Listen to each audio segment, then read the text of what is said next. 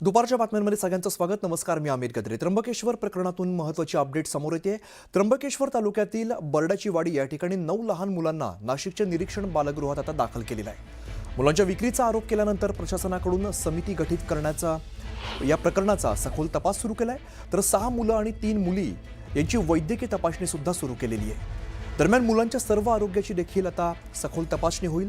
घोटी ग्रामीण पोलिसांकडून विष्णू हडोगे आणि बच्चूबाई हडोगे यांच्या दोघांनाही यांना ताब्यात घेण्यात आलंय। तर मुलांना विक्री केलं की दत्तक दिलं या संदर्भातली चौकशी आता केली जाईल आणि कारवाईला सुद्धा वेग येतोय। आपण बघितलं होतं नाशिकच्या त्र्यंबकेश्वरमधून धक्कादायक काही खुलासे झालेले होते। न्यूज 18 लोकमतने सर्वात आधी खरं तरी बातमी दाखवली। 9 लहान मुलांना सध्या या संदर्भात आता बालगृहात दाखल करण्यात आलेलं आहे। दरम्यान त्या मुलांना आता बालगृहामध्ये दाखल केलं जात आहे। नाशिकमधील मुलं विकल्याचं धक्कादायक प्रकरण हे समोर आलं होतं। या मुलांच्या आई वडिलांना सुद्धा ताब्यात घेतल्याची माहिती सध्या समोर येते।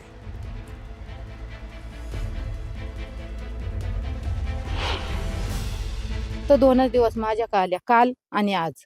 आणि त्यांनी आजच्या दिवसाला आजच्या रात्रीला अशनी घटना त्यांनी केली आता आमच्या भोवती। मग आम्ही त्यांना काय सांगू? मग आम्ही जशी परिस्थिती आहे ना, मग तशीच परिस्थिती तुम्ही तिथेही सांगा ना, का यांची परिस्थिती गंभीर आहे बुवा, परिस्थिती काय यांची चांगली नाही। मग बाळाला अंगावर पियाला नाही, मग मी काय करणार?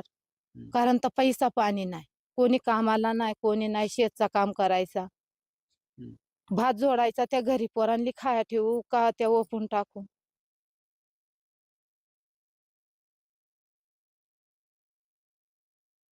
औषध नाही आला, गोळी नाही आला, डिलिव्हरीला त्याने नेला, फक्त एकच सलाईन लायलाय मला। आणि त्या रक्त नव्हता, त्या भांडून भांडून कस तरी रक्त त्यांनी कस तरी 2 बॅगी भरला त्या पूर्ण अंगाला उभरून जायलाय। ते असं अंग असा खाजू असा चिडचिड होऊन गेलाय डायरेक्ट। त्या रगत काय त्यांनी चांगला भरला नाही, फक्त एक सलाईन लायलाय, नाही इंजेक्शन मारला, नाही गोळ्या का नाही, काहीच नाही, कोणतीच मदत मिळेल नाही तुम्हाला? कोणतीच नाही। अंगणवाडीचा एवढा हार भेटतोय, एवढी अंडी भेटत आहेत, एवढा काही बाई भेटत आहे, माझ्या पोरांनी एवढा सुद्धा दाखल नाही।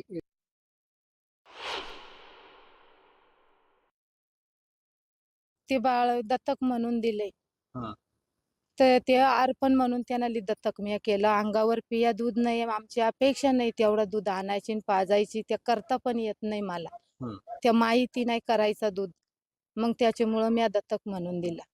ते कोणाला दिलंय? ते खंडवी म्हणून दिला त्यांना दत्तक म्हणून। तुमच्या ओळखीचे? हा, आमचे भाऊबंदच आहेत ते। हा. ते भाऊबंदात दिला। किती मुलं दत्तक दिलेत आतापर्यंत तुम्ही? 3 मुलं। आणि किती मुलं आहेत तुम्हाला? 12 मुलं किती तुम्हाला? 12 जण।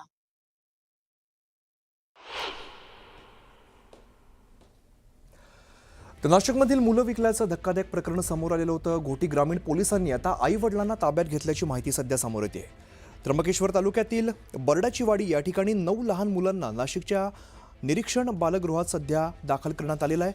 मुलांच्या विक्रीचा आरोप केल्यानंतर प्रशासनाकडून समिती गठीत करत या प्रकरणाचा सखोल तपास आता सुरू झालेला आहे।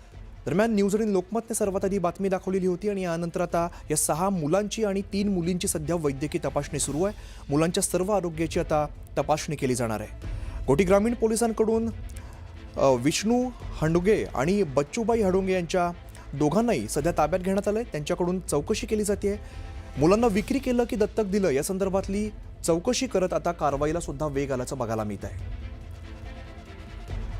लक्ष्मण घाटोळ आमचे प्रतिनिधी आपल्याला संदर्भातली अधिकची माहिती देतात। लक्ष्मण, आता नवे अपडेट समोर येत आहेत। त्र्यंबकेश्वर तालुक्यातील बरडाची वाडी या लहान जी काही 9 मुलं आहेत त्यांना आता निरीक्षण बालगृहात दाखल केलं जात आहे।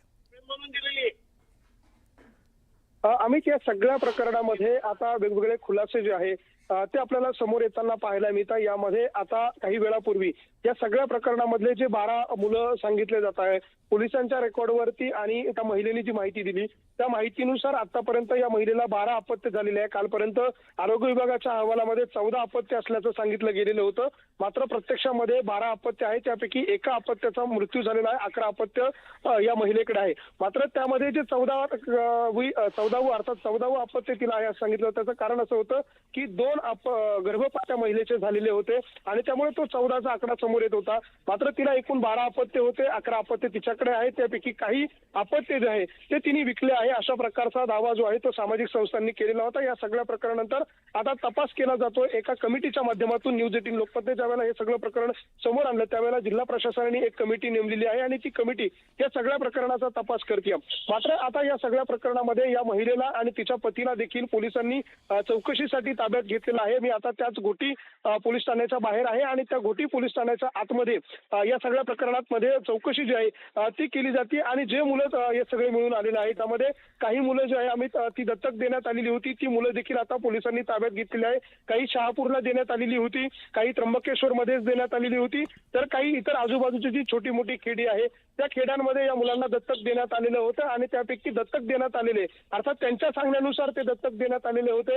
मात्र सामाजिक संस्थांचं म्हणणं आहे की हे मुलं विक्री केलेले होते आणि या सगळ्यामुळे आता या प्रकरणामधला जे तथ्य आहे हे चौकशीनंतर जरी समोर येणार असलं तरी देखील या प्रकरणामध्ये जे मुलं गायब होते ते ज्या महिलेकडे सापडून आलेले नव्हते हे सगळे मुलं आता पोलिसांनी शोधून काढलेले आहे आणि या सगळ्या मुलांची आता बाल निरीक्षण गृहामध्ये जे आहे रवानगी करण्यात आलेली आहे. ही महिला आणि तिचा पती जो आहे त्यांना देखील आता बाल निरीक्षण गृहामध्ये पाठवण्यात आलेलं आहे. त्यांच्यासमोर त्यांचे जबाब घेतले जातील, या मुलांची चौकशी केली जाईल, त्यांचं मेडिकल केलं जाईल आणि त्यानंतर हे सगळे मुलं जे आहे ते आता बाल निरीक्षण गृहामध्ये ठेवले जाणार आहे आणि ज्यानंतर या सगळ्या प्रकरणामध्ये चौकशी समितीचा अहवाल येईल त्यानंतर या सगळ्या प्रकरणाचं पुढचं हे जे आहे तपासाची दिशा जी आहे ती त्यानंतर ठरणार आहे. मात्र आताची सगळ्यात मोठी अपडेट हीच आहे की या सगळ्या मुलांना पोलिसांनी ताब्यात घेत बाल निरीक्षण गृहामध्ये रवानगी त्यांची करण्यात आलेली आहे आणि या सगळे मुलं सुखरूप असल्याचं पोलिसांनी सांगितलेलं आहे आणि या सगळ्या मुलांची आता मेडिकल केली जाणार आहे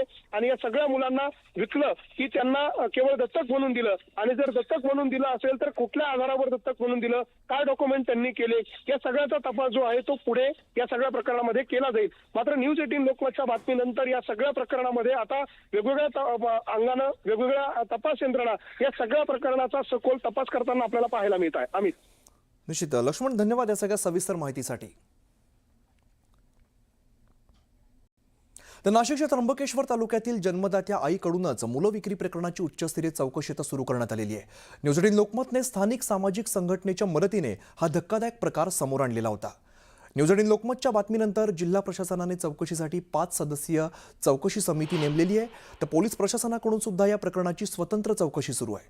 चाइल्ड ट्रॅफिकिंग असल्याचा या प्रकरणामध्ये संशय सुद्धा व्यक्त केलेला आहे. न्यूज 18 लोकमतच्या बातमीनंतर आता प्रशासनाला जाग आली आहे.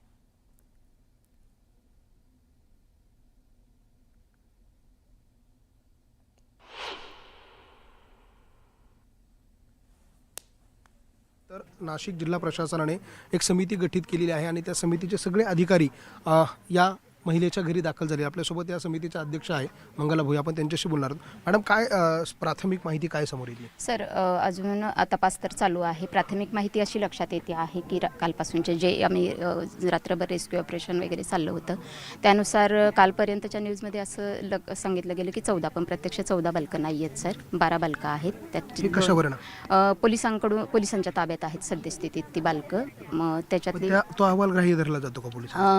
सर, आता आपलं नाही, आमचा स्वतंत्र अहवाल असणार आहे. त्याच्यानंतर आम्ही पोलिसांचा स्वतंत्र अहवाल असणार आहे. आम्ही बालकल्याण समितीपुढे पण त्यांचा पण स्वतंत्र अहवाल असणार आहे. त्याच्यानंतर आमच्या विभागाचा पण स्वतंत्र अहवाल असणार आहे.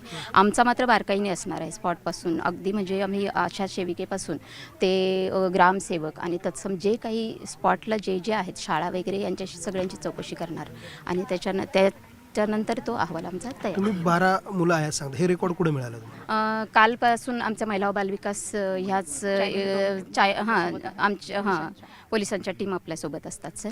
त्या आत्ता कालपासून जे आहे ते पोलिसांच्या ताब्यामध्ये पोलिसांनी जे पूर्ण रेकॉर्ड अजून सर खरं तर सांगू का मी आमच्या ज्या वरिष्ठांनी दिलेली जी माहिती आहे त्यानुसार सांगते आहे आणि ज्यावेळेस मी प्रत्यक्ष त्या पालकांशी बोलेन आणि प्रत्यक्ष इथे संपूर्ण तपासणी करेन रेकॉर्डसहित त्यावेळेस मला कन्फर्म सगळ्या बाबी कन्फर्म आकडा कळेल. पण आतापर्यंतच 12चा आकडा मला माहिती आहे, म्हणजे याच्यानुसार प्रत्यक्ष त्याच्यात एक मयत आहे, 2 मुलींची लग्न झाली आहेत आणि 9 आत्ता पोलिसांच्या ताब्यात, घोटी पोलिसांकडे आहेत.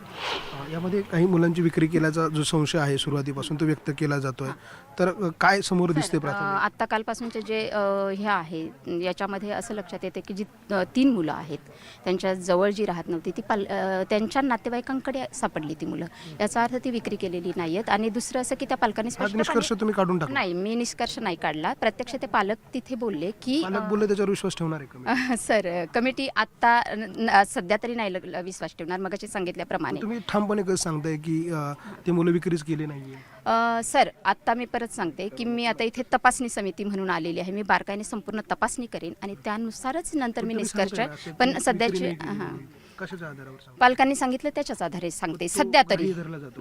ग्राह्य नाही, आम्ही तरी लगेच नाही ग्राह्य धरणार, कारण ज्यावेळेस पूर्ण आम्ही तपासणी करू त्याच्यानंतर जो निष्कर्ष येईल तो आमचा फायनल निष्कर्ष असेल. पण मग यामध्ये त्या मुलांनी सांगितलं ते काल आम्ही ज्यावेळेला आलो की 10,000 रुपये घेतले, बावड्या नावाच्या माणसाला त्यांनी विकलं, आईची तब्येत बरी नव्हती, दवाखान्यात जायचं होतं आणि म्हणून त्यांनी 10,000 रुपये घेतले आणि त्या मुलाला दिलं असं त्यांनी सांगितलं. ह्याचा काही तपास आपण? सर, याच्या संदर्भात पण आम्ही बारकाईने तपास करू. काय म्हणजे आर्थिक परिस्थिती आहे कुटुंबाची? सर, आर्थिक परिस्थिती आता मी तलाठी मॅडमकडून जेव्हा डिटेल्स घेतले थोडक्यात, म्हणजे अजून मी कागदपत्र नाही पाहिले, पण त्यांच्या नावावर 12 एकर शेती आहे आणि ते शेती करतायत. असं काय उत्पन्न आहे इतकं शेतीतून की 12 एकर शेती तुम्ही सांगताय, असं काय उत्पन्न आहे त्या शेतीत की तुमच्या म्हणण्यानुसार त्यांना आर्थिक विवंचना नाही आहे असं दिसतं? सर, 12 एकर शेतीमधून आपण पोटापुरती म्हणजे नक्कीच थोडंफार. घर बघितलं का त्यांचं? घर बघितलंय सर. काय दिसतंय घरामध्ये तुम्हाला? घरात काय त्यांच्या? TV, fridge, AC? नाही, ते काही नाहीये. 12 एकर शेती असं तुम्ही ठामपणे सांगता? त्यांच्या नावावर 12 एकर फक्त शेती शेती आहे नावावर ना? पण उत्पन्नासाठी त्यांच्या घराला भिंती नाहीये, तुम्ही बघितलं का? म्हणजे तुम्ही जो अहवाल तयार करण्याचा प्रयत्न करताय किंवा सांगण्याचा प्रयत्न करताय, नाही सर, जो रिअल अहवाल असेल ना तो त्यानुसारच होईल सर, असं नाही. पण मग घरात टीव्ही, फ्रीज, एसी दिसतंय का? नाही सर, तसं तर काही नाहीये, पण मी नक्कीच याच्यामध्ये आम्ही बारकाईने खोलात जाऊन पूर्ण चौकशी करणार, एवढं मात्र नक्कीच. असं सांगताय की शेती आहे मग काय ते विक्री करू शकत नाही, असा जो तुम्ही निष्कर्ष काढताय हा मनाने काढताय का? निष्कर्ष नाही सर म्हणता येणार, निष्कर्ष अजून काढलाच नाही. आम्ही पूर्ण चौकशी करून पुढे अहवाल सादर करू. मंगला भोये नावाच्या या अध्यक्ष आहे या समितीच्या, त्यांनी खरं तर या सगळ्या प्रकरणाची चौकशी सुरू केली आहे. मात्र सुरुवातीलाच या चौकशी समितीमध्ये वेगवेगळ्याचे मतभेद आपल्याला पाहायला मिळत आहे. यामध्ये काल आरोग्य अधिकाऱ्यांनी सांगितलेलं होतं की 14 व अपत्य या महिलेचं होतं, मात्र आता ते सांगताय की 12 आहे. आणि दुसरं म्हणजे या महिलेच्या नावावर 12 एकर शेती आहे म्हणून ती सदन आहे, अशा प्रकारचाही निष्कर्ष काढण्याचा प्रयत्न या सगळ्यामध्ये केला जातोय. व्हिडिओ जर्नलिस्ट हेमंत बागुलसह लक्ष्मण घाटोळ, न्यूज 18 लोकमत, त्र्यंबकेश्वर.